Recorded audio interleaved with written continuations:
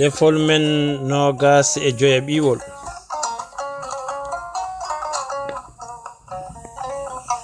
En puɗɗorima inde Allah jurmotoɗo jurmitoɗo. En juuli e ko makko ɓurnaɗo Muhammadu, yo jam e kisal gon e mum biɗo. On baraɗo ngam dandude fittandu mum ko cahudinɗo. On baraɗo ngam hisnude jawdi mum ko cahudinɗo. On baraɗo e dow tabitinde neɗɗankagal mum ko cahudinɗo. Hettiyankoɓe amen tedduɓe, on calminama e inde, on manama e jettode. En jetti genotoɗo o nde hokki en fartange artude hande jokkude taro deftere professeur Aboubacry Moussa Lam, deftere nde o inniri sawru gandal. Eɗen ciftine tan falidi gaci belɗinana ton ɗi ko Mabo Suudu Paate, hono musidɗo men Haadi Samba Tabakali mo juude Guriki. ene huufi haalirde nde musidɗo mon Cherif Ba mo Cilbe Mban Samba Gural Baba Leñol.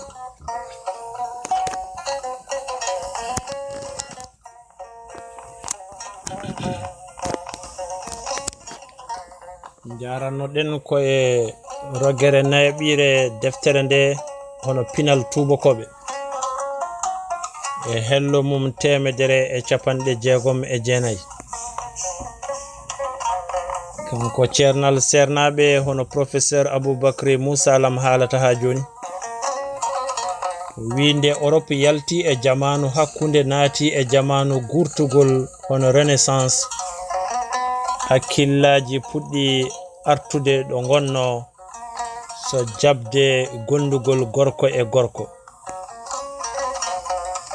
Ni woni natoɓe ɗiɗo mawɓe hono Leonardo da Vinci gurnoɗo hakkunde hitande 1451 fay hitande 1519 e biyeteɗo Michel Ange on ne wurno ko hakkunde hitande 1495 fay hitande 1564 ene peññini e golle mumen wonde wontiɗo wonno alaɗo yano. Te kamɓe ɗiɗo fof aɓe gandira jogade jikku grek en hanki woni jokkodirde e sukaɓe worɓe. ɗum haɗani Michel Ange halfinede cinkugol juulirde lollirde Chapelle Sixtine to Rome e duuɓi 1508 fay duuɓi 1510. Ciftinen tan nden juulirde jeeya ko e ɓurɗe hormede e diine kercen. Hay sinno dey ha e temedande 16 fay 17 won ñaawaɓe duppa sabu wonde ɗumen worɓe dartoɓe worɓe. ɗum haɗani ko andano e Grèce e Rome hanki ko wonde e artirde seeɗa seeɗa. ene jeeya e wattindiɓe warede e Paris biyeteɗo Jean Dio e Bruno Lenoir e hitande 1950 ko wonno toñange Allah sotirtenge fittandu fuɗɗi nadde e nesuji. Hebrude gorko ɗo anda ɗo natti nangirede no bakkat walla no banande ni, watti nangirede no yidde ni. Ndeke goto fof e ko welata ɗum.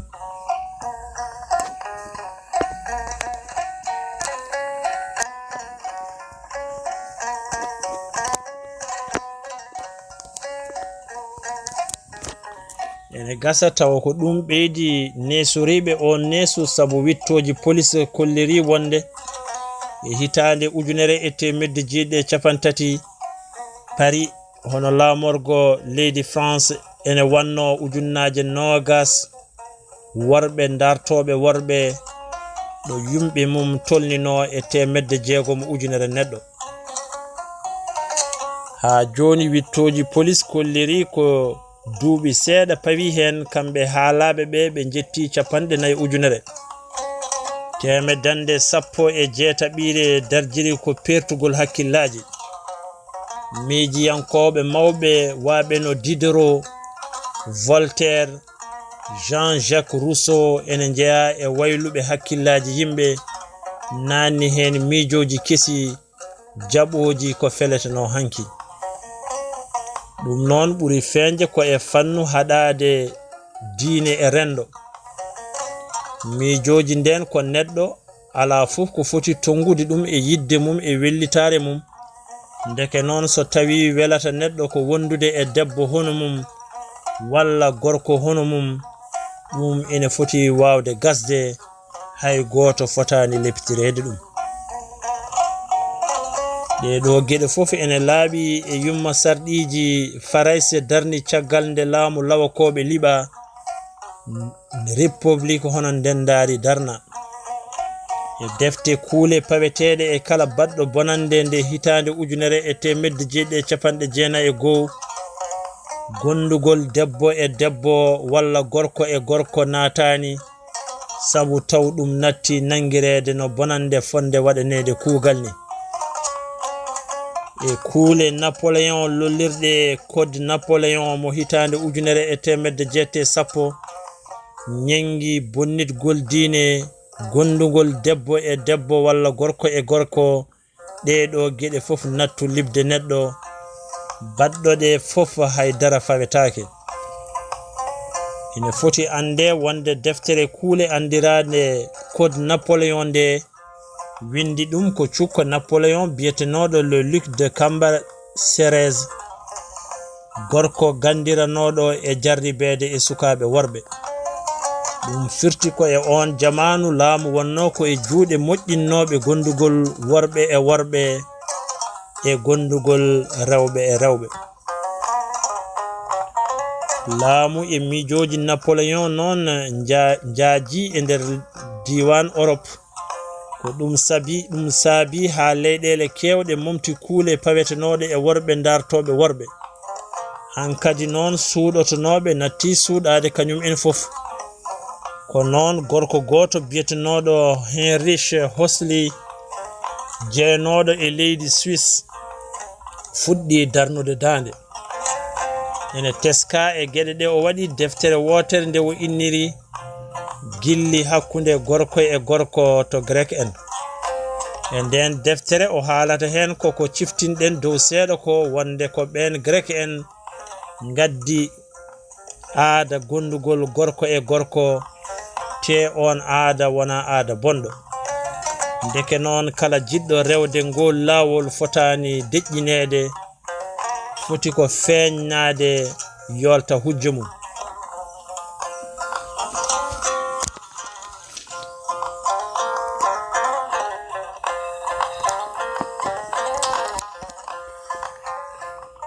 e ɓiti miijo o ko gorko ko waaji goto jeynoɗo leydi Allemagne biyetenoɗo Karl Heinrich Ulrich. Ulrich noon ko gando kuule ko mbiyeten juriste wonno. e hitande ujunere e temedde 1967 o yaa e moɓodiral kuule yankoɓe Allemagne. o ƴetti konngol o wi wonde worɓe ɗaɓɓoɓe worɓe poti ko ɗaccede e sagoji mumen, pittali mumen mbasa dillinede. o accaka o jofni hewɓe ngullimo, kono ko nden woni goo neɗɗo suusde darade e pencu wiya ene yolta hujja worɓe yiilotoɓe worɓe. hade ɗum ɗo noon taw kanko Ulrich o windi e hitande ujunere e temedde 1964 deftere nde o inniri wittoji paatuɗi e guumu gamalde gilli hakkunde worɓe.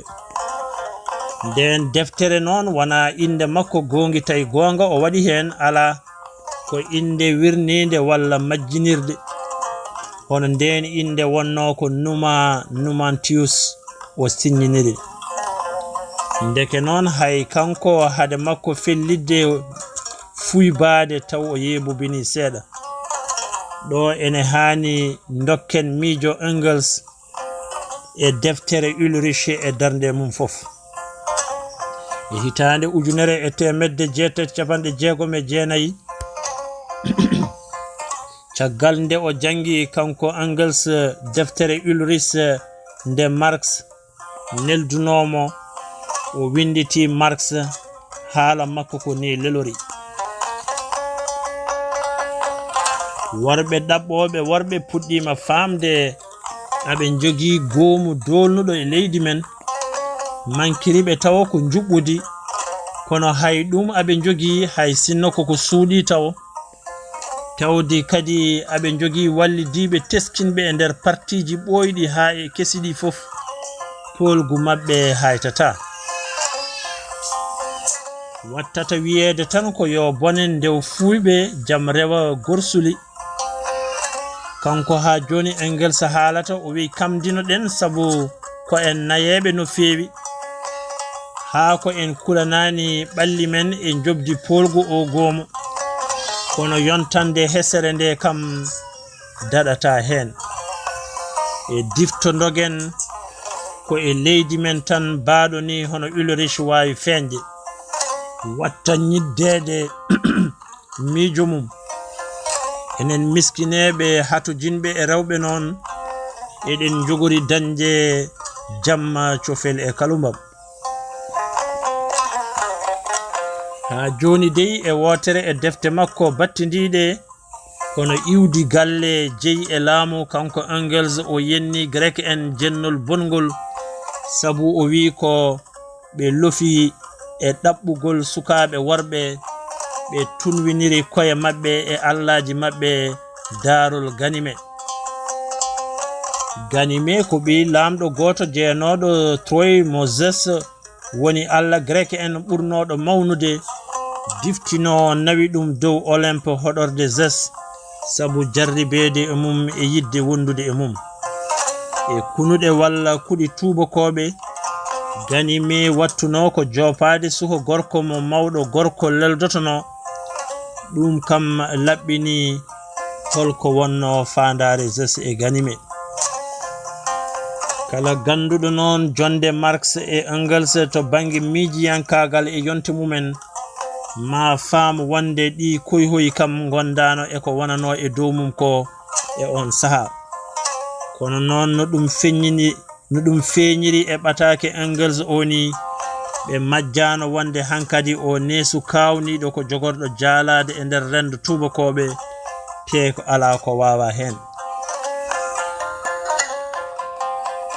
kono hade neesu o jaalade taw Louis tataɓo mo Bavière fittandu mum heddima hen on Louis ɗimmo noon nde fuɗɗi wonde sagata gorko tan faamu wonde worɓe ɓurani ɗum rewɓe o fiila ko omo yaara e duuɓi 19 e hitande ujunere e temedde jeette capanɗe jeegom e nayyi ɓoyani o yamiri yo doctoreɓe mbaɗanmo kayit kollirowo o hattanani dewgal ko noon ƴamal makko e sofi mo Autriche boniri gila nden hankadi o duumi e ko welimo ko loggodirde e worɓe mo wondi ha hasimo fof goɗɗo lomo yolde nde leyɗele Allemagne fof gonti e tamande wotere laawol kesol ngol hatti ko wonno e dow mum ko kono ko e hitande ujunere e temedde jeette capanɗe jeette jeegom yimɓe haɗannoɓe mo mbaɗi feere ha dañi kayi docteur kollirowo wonde o jeydani ko ni o liɓira o uddoya e galle cafrowo ha ngaɓe no jango e mum ni o wartori joolaw ko e nden hitande wotere docteur goto allemand jaruɗo safara ɓe jeydani biyetenoɗo von Kraft Ebing windi deftere mum andirandi kaaɗi ngenka e nden deftere docteur o wi ko gorko foɗanto gorko ko wasde jeydude sabuto ɗum ndeke noon omo gonɗini ko ɗum rafi jeeyaɗo e eddaji rafi hoore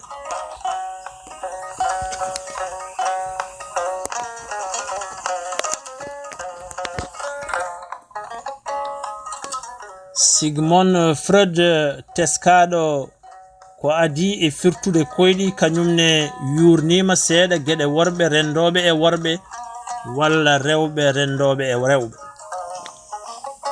O windi bindanɗe tati baɗɗe fayida e geɗe ngenka.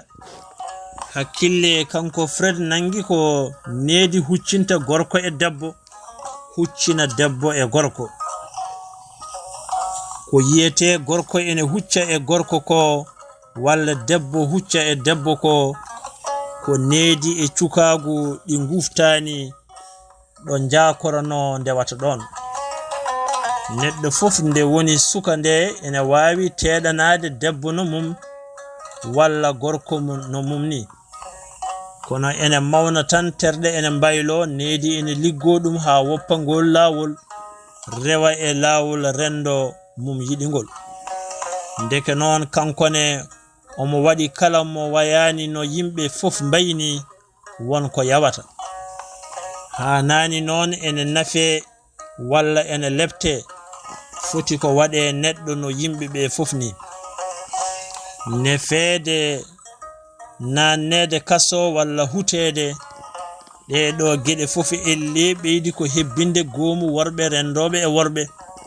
Wona kewgol tan e mayirɗe temedande 19 yaɓani fuɗɗode nde nogasere gorkati en ene jiiteteno e ɓurɓe mawnude daraja to bange ngalu laamu walla miijiyankagal.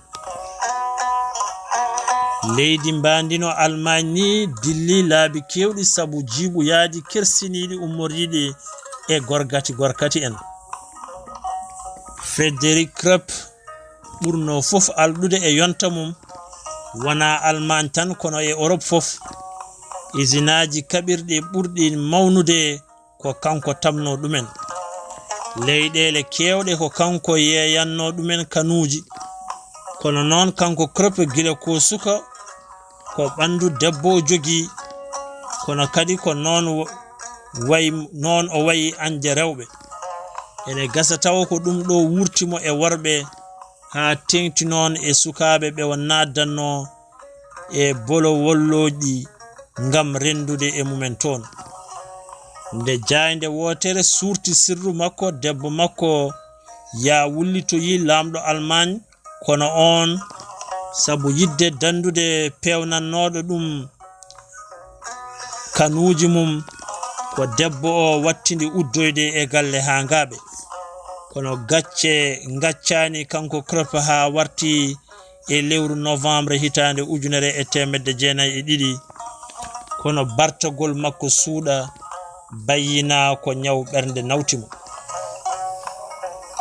Ha joni to Almagne lamɗo leydi ndi e hoore mum hono Guillaume ɗimmo, kañum ndeke ko gorkati wonno. Hakkunde makko e sehil makko pewjidiɗo makko hono Philippe Zu Olenberg humpano won hen. Hewɓe nangini ko kala feere kanko Guillaume ɗimmo ƴetti e on saha ko Olenberg sakkiti ɗum. Ene gasani tawa koko wonno hakkunde maɓɓe ko addanno Guillaume ɗimmo riwde Bismarck mawɗo gornama Almagne mbele ma o lomto hedde hitande 1990. Kamɓene ko kabaru yanke goto yahudu bonni ko ɓe jahanno caggal nde o feññini loggodirgol Olenberg e harbiyanke goto biyetenoɗo von Moltke. Hunde nde ene reɓa ha wonti sariyaji hakkunde Moltke e harden hono kabaru yanke o. Ene anda kam hunde so yettima tribunal hankadi surtima. Ko ni Almagne hewɓe tiniri wonde laamu mumen fuɗɗorade e lamɗo o e hoore mum ene wi dak gorkati en. Hewɓe cuni e ɗum kono ko laamu ngu ɓuri bonirede sabu ngu nattu jarde haydara e gite Almagne.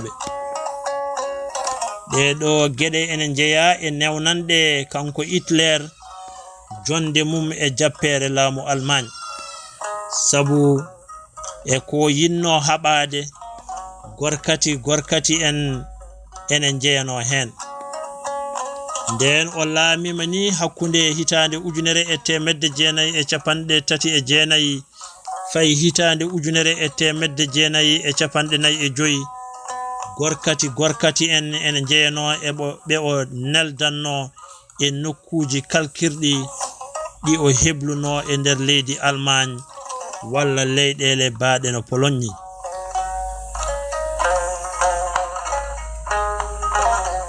Wona Allemagne tan wonduno e gorkati en e darjuɓe sabu Farayse e Angleterre kañum enne keedano hen caggal ma en jaanyo hen so weli geno e lefol men garwol